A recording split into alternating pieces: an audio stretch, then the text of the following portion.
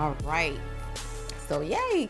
Y'all share it. If you like Insecure, you know people who like Insecure, so share it so they could see it too. But let's get into it.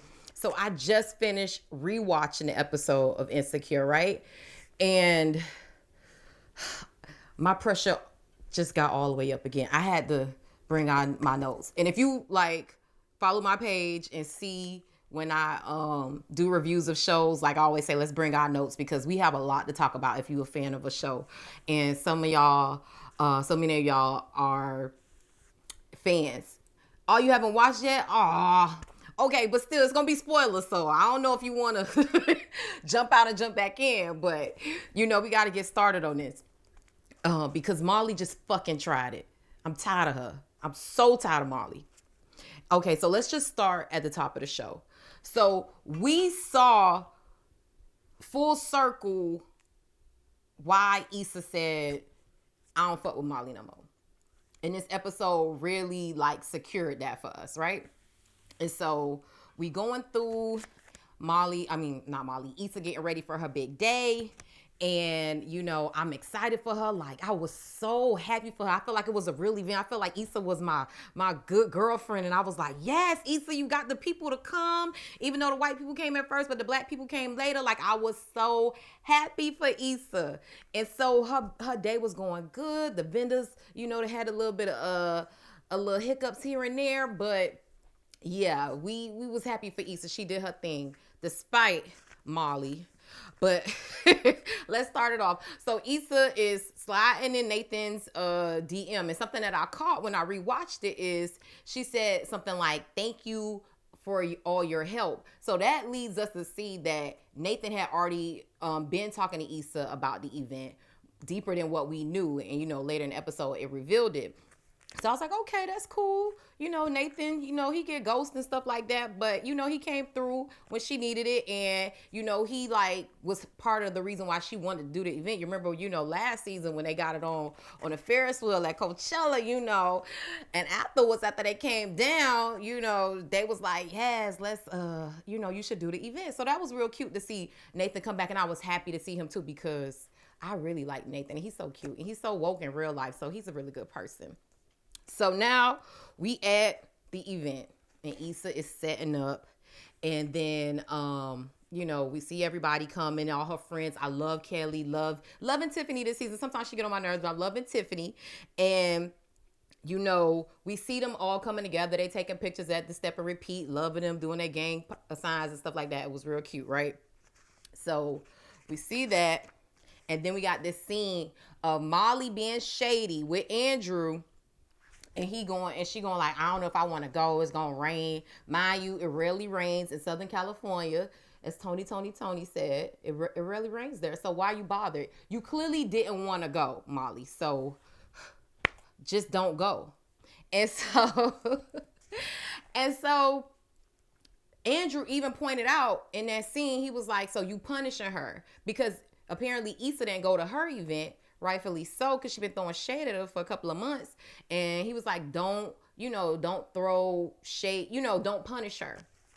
And so you see that scene and fast forward, they at the event and Molly finally gets to see how much work Issa has been doing. And anybody who's planned the event know it takes your whole life. And literally like that last month, like you can't fucking do anything. Like that's your whole life. Like the logistics of an event and the size of an event that Issa put on, like that's no small feat. So I just feel like it was kind of shady for Molly to feel like, oh, Issa should be all into her. Like you should be helping your friend on this new journey. Like you see that she hated her job at what we got y'all, so she's finally doing something that she loves and you shitting on her.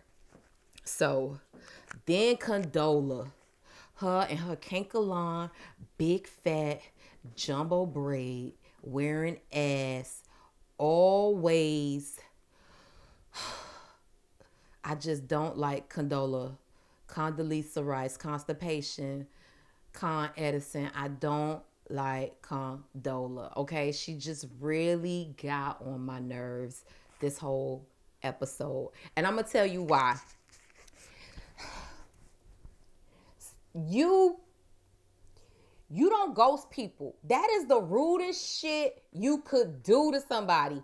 Don't ghost people. All you had to do was tell her you was having some issues with Lawrence and it was going to be uncomfortable for you to keep moving forward on the project so closely with her, or tell her, man, I need 5 days, give me a week, give me a month, or this all I could do.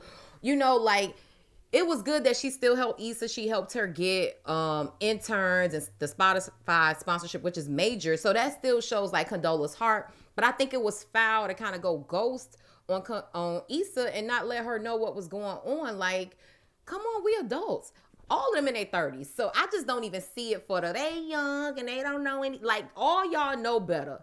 All y'all know better. Condola, Issa would have understood.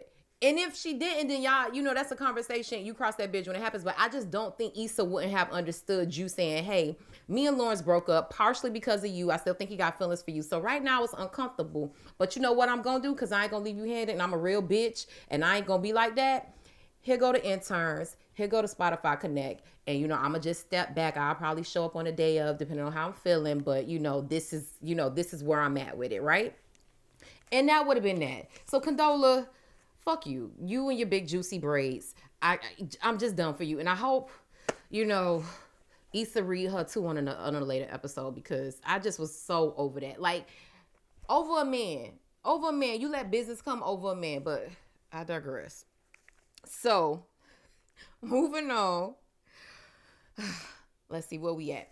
Oh, side note. Let's give Kelly her roses, okay? Because Kelly is bringing it this episode. Her and that British accent. Like, I'm loving everything about Kelly. I wouldn't mind a Kelly spinoff show of Insecure. She is just, give her NAACP Image Award right now, because she deserves it. She deserves all the things. She deserves it. And I just love Kelly and Ahmad, Issa brother. Their interaction is so great. And then also, while we on the side, can somebody get Tiffany the help she deserves? Because mama clearly has postpartum depression. Like, and that's a real thing. And I'm so happy that Issa and them are going over it. And a lot of people that I watch for reviews, like Funky Dineva, he talked about it too. And that's a real thing, and I'm really glad they're showing it in the show. But Tiffany about to jump off the ledge and take the baby with her. Like, it is really interesting to see how they're maneuvering that. And I'm interested to see how that storyline plays out. But clearly, when Tiffany said she wanted to leave the baby at the grocery store, and all of them kind of just side-eyed but never really said something. And that's something about friends. Y'all see y'all friends crying for help. Why not say something? Why not help them? Like, she's clearly a mama with a newborn baby talking about she want to leave him at the grocery store. Like, that's clearly a red flag, and that's clearly like y'all not paying attention, or you so caught up in your own self you can't be considerate about somebody else. But we finna get into all of that. You know what? Fuck it. We finna just, this is what we here for. Let me tell you about goddamn Miss Molly. You and that Funky Bob could go to fucking hell. How dare you? First of all, Andrew, your man, he ain't even tell you that he hit up Issa. That's a whole problem within itself. And I'm like, you mad at Issa? You should be mad at Andrew too, because he supposed to tell you. Now, mind you, he ain't know how deep it was, or really didn't, realize what the friction was. So he just like, okay, I'm gonna help, her, whatever. It shouldn't have been that big of a deal. And first of all, Molly, you wouldn't even be with Andrew if it wasn't for Issa and Nathan being together, because you only know him because of Issa. And here's the thing, Issa didn't really need you to get to Andrew. She could have went through Nathan, from the beginning. She wanted to go through the easiest route. I get that when you're trying to do something, but she know Andrew. She would have knew Andrew regardless of if you ever would have hooked up with him. So you was out of pocket on that anyway. And second of all, at my motherfucking event, you gonna come. I got to feel like y'all feeling me. How if Issa would have brought her ass to Molly office, with some bullshit, Molly would be so upset. She would not be here for it at all. She'd be like, come on, it's my job. Like, it's professional. But you know what? A lot of people in that creative entertainment space, if y'all feel me on that, people don't feel like those jobs are serious. Like, it's like you're just playing around. You got artists here. This is fun. No, this is work, sis. I'm tired. I'm not enjoying the show. You saw how Issa was running around with a chicken with her head cut off. This is work. This is not, I'm just here for, fugazi and just hanging out. Like, no, I'm working. So respect my job just like I respect your job. Just because I don't put on a suit and go into an office every day doesn't mean I'm not working hard for my coins. And just to the audacity to call Issa a user. When did Issa become a user? I just don't understand how this narrative became Molly's thing about Issa. When did that happen? When you was fucking the married man last season? Or when you was that mad at your daddy for some shit he did 30 years ago? Or the first season when you was jumping from nigga to nigga for stupid stuff and just letting them go for no reason and Issa was there for you? And a shoulder to cry on? Yeah, she probably couldn't give you money and stuff like that, but she was there. She was a friend. And how did her needing your help become using? That's what friends fucking do. Like, are you serious? I've been triggered this whole season because it's too relatable. Like, Insecure is so good. It's too relatable. Like, I was just really like, they really just took my life and was just like, let's just write Janae's shit and put it on the show. Like, I just was so bothered. Like, I literally like had to take a deep breath, sit up and be like, whoo, because I know Amali. I know Amali. And it's like people don't know how to look in. So it's easy to point the finger at somebody who you feel like lower than you. Like, and honestly, that to me, that's what she see Issa as. Issa not on her level. Issa don't make as much money as her. Issa, been fumbling stuff. Issa awkward, So it's like, you less than me. So I could just easily pick apart your stuff that I see. Meanwhile, Molly don't see every relationship she messing up. She got issues with this person, don't want to let this go. She about to lose fucking Andrew. And it's like, girl, when I was so happy when Issa said, you need to look at your fucking self. Like, you gonna lose your man and it ain't gonna be my fault because you lose every man because you don't know how to fucking reflect and be considerate and communicate. And this whole season has been a lesson to me for people to communicate with their friends. I cannot tell you how many relationships I have lost from people just not knowing how to communicate. Like, it's the simplest thing to say, hey, I didn't like that, or that hurt my feelings, or you tried me, or you did this. Like, that is the hardest thing, especially for women, Black women. We got to get better with communicating and being cool and valuing our friendships. And it was good. I seen on Twitter, people said it was real interesting for Molly to set up all these boundaries and protect this relationship with Andrew, a nigga she just met, versus her throwing Issa away so quick. Somebody you known for the longest, your best friend. But the first thing that she do, it's Issa is a user and Issa is this and I should have left you and I'm over here wobbling with you. Bitch! Ain't nobody want to wobble with you anyway. And I ain't want that cold ass taco that you bought me either. But you came over here. And so, and you could tell Issa was just over her from the beginning. Like, the whole episode, she just was side-eyeing her. But, back to the incident. I just was so happy when Issa bucked up and said, bitch, get your finger out my face. Because people always feel like, because you're awkward, and you choose the peaceful route, that you just gonna fold and be like, oh no, no, bitch, I'm right here in your face. What's good? Like, I'm gonna stand my ground. I'm gonna be secure and everything. And yes, Janae Ford, my friend, named twin. Yes, Molly need to go back to fucking therapy because it's clear that she don't miss one too many sessions and she just fell off the rocker. Like, how you let your friend go? And to me, I saw somebody post something that Danny Spikes, she posted an article, said that cancel culture is toxic. And for me, I feel like it's a balance of the two.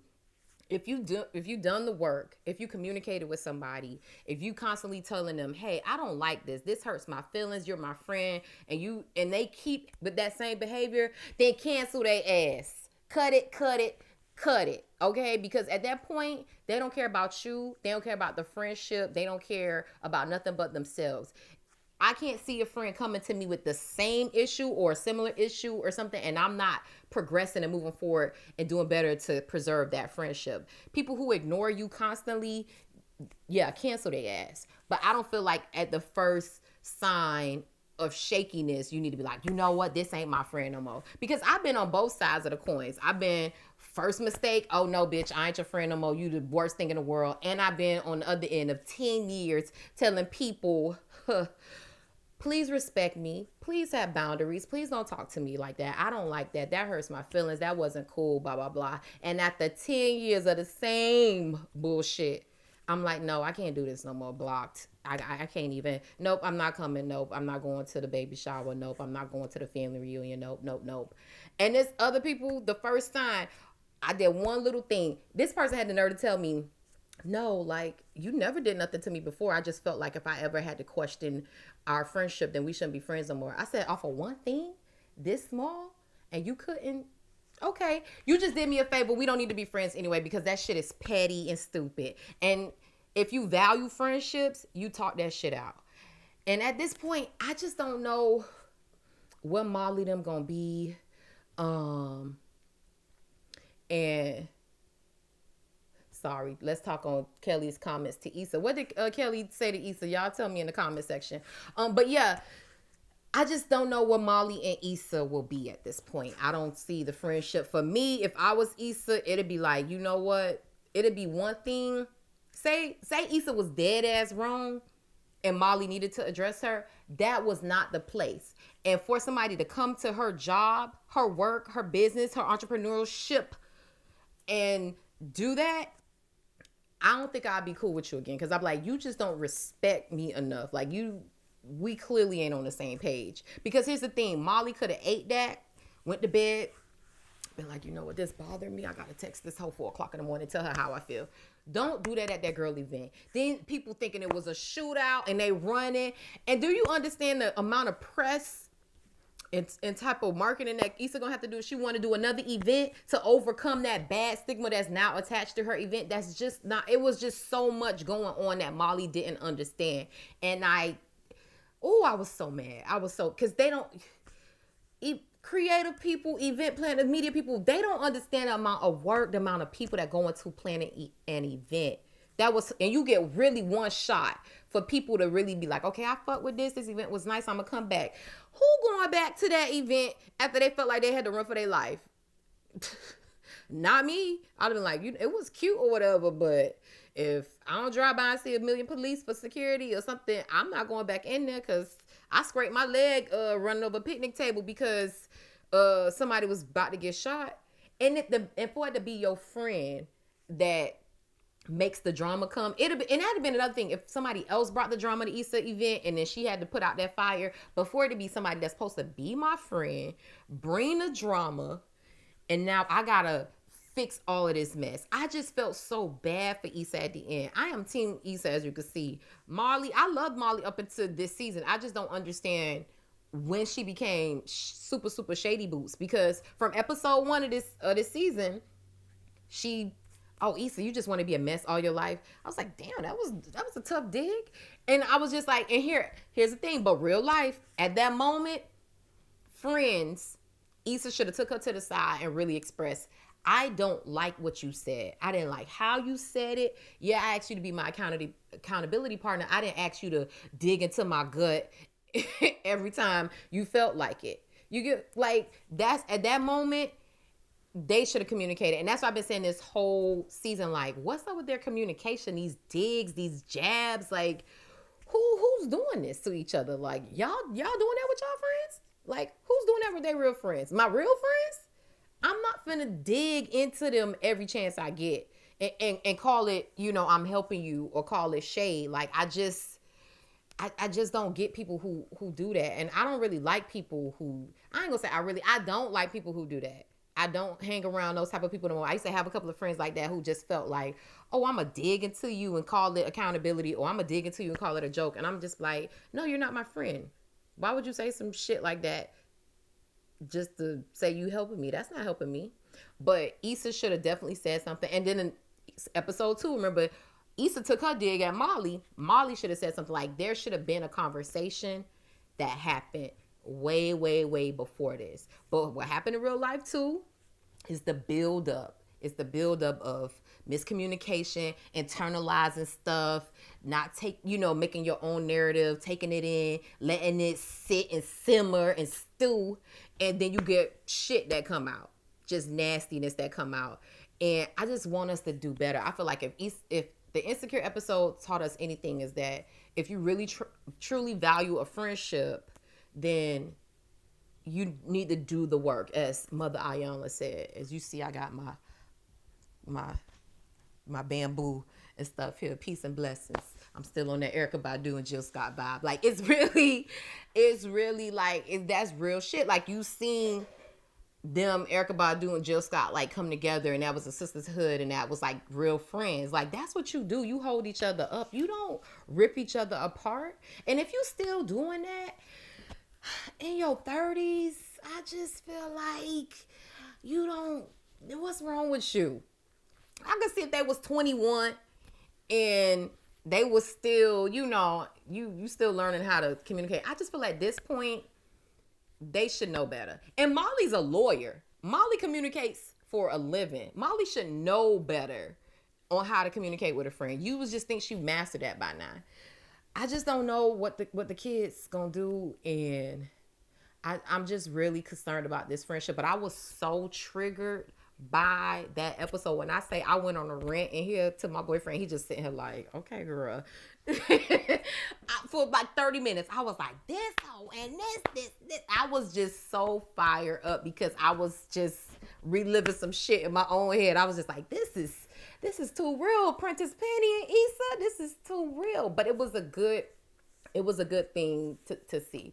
I mean, now that Issa stepping it up, it's like, oh, okay, well, she's not a bum no more. Some people really do feed off of that. They don't want you at a certain level. They want you to be at a lower level because it feeds their ego and it makes them feel good. Whew. Child. I am so glad y'all helped me get that off my chest. I'm so glad y'all came. We had our notes. Yes, we wrote them down. And we were ready because Molly deserved a verbal tongue lashing. We couldn't just let this whole get by in some comments on the page. So thank y'all for joining me. I appreciate that. As y'all see, I got my lights and stuff. I got my mic. Thank you to my producer.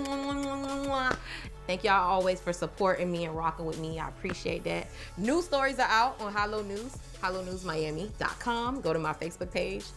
Follow me on Instagram and Twitter. Thank y'all.